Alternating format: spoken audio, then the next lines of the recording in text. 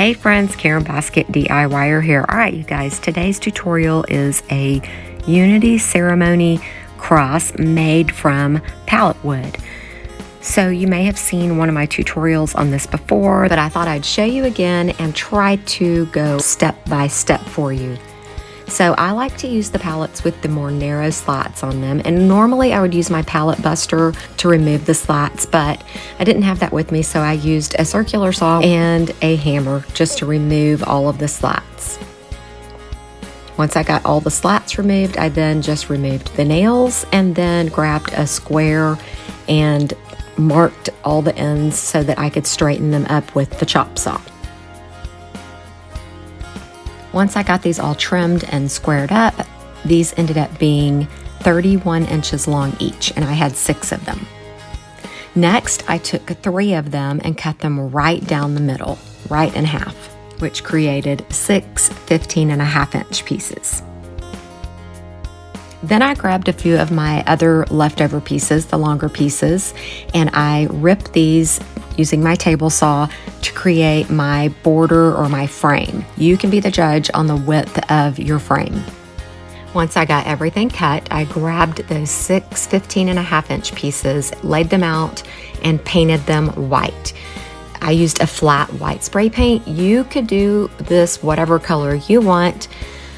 You know, you could even stain these pieces if you wanted more of an inverted look, opposite to what I'm doing. I just allowed these to dry out in the sun while I continued working on the rest of the cross. Okay, and now it's time to work on the frame. And because pallet wood thicknesses are not always 100% accurate, your measurements may vary just a bit. My top and bottom pieces are 17 inches long, and my side pieces are 20 3/4 inches. So here I am just putting my frame together, and I'm using 1-inch finishing nails to do this. You can do this with a nail gun, or you can use a hammer and nails. Totally up to you. This just is the easiest way for me, and I have access to these tools. After I got my frame put together, I grabbed my stain. I'm using Special Walnut, and this is just the Minwax brand, and I'm staining my frame and my cross pieces.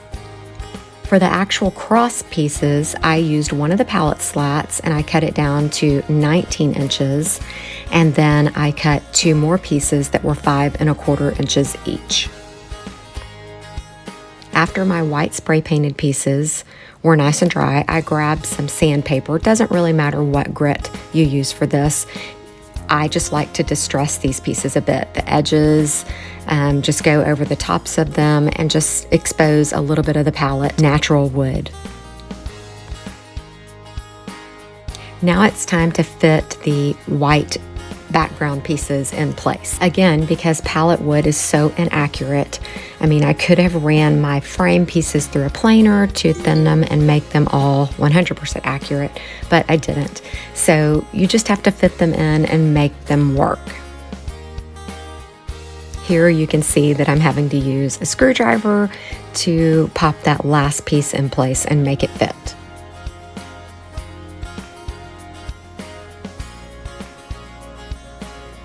Once I got them all in place, I grabbed my nail gun. Again, I'm using 1-inch finishing nails, and I just go all the way around the frame with 2 nails in the end of each pallet piece.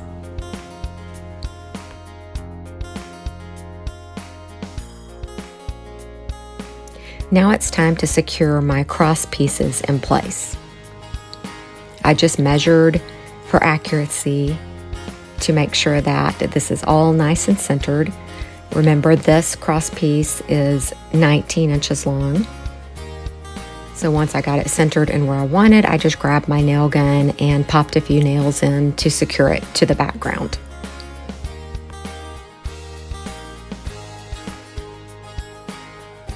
I did the exact same thing for the 2 horizontal cross pieces. Measured for accuracy, and then use the nail gun to secure them to the background. Now it's time to mark and drill the holes for the knobs that'll be holding my rope in place. So I measured about 1.25 inches in on each of the cross pieces and then drilled the holes.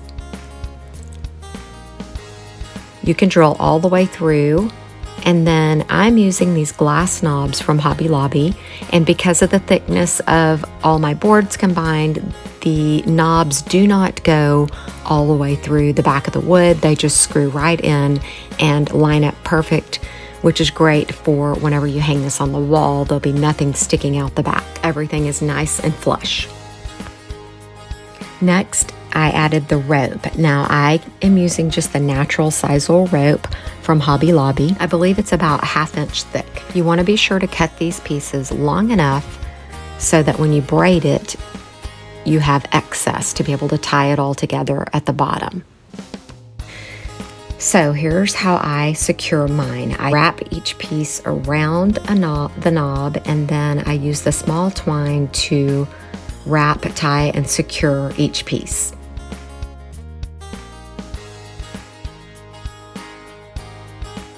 Once I have those all secure on those 3 knobs, I grab all 3 pieces of rope, braid it down the middle, and tie it off at the bottom around that knob. You can then trim your excess rope after you're certain that you have enough. And here is your finished product. These are very rustic and unique. No two that I've ever made turn out the same. Pallets are so different in size and thickness, like I keep telling you. So just have fun with it. Get creative and let yours be uniquely yours. This one just happens to be for my daughter's wedding. Thanks so much for watching. I hope you enjoyed this tutorial. Be sure to like, subscribe, comment, and share if you think this will help someone else out.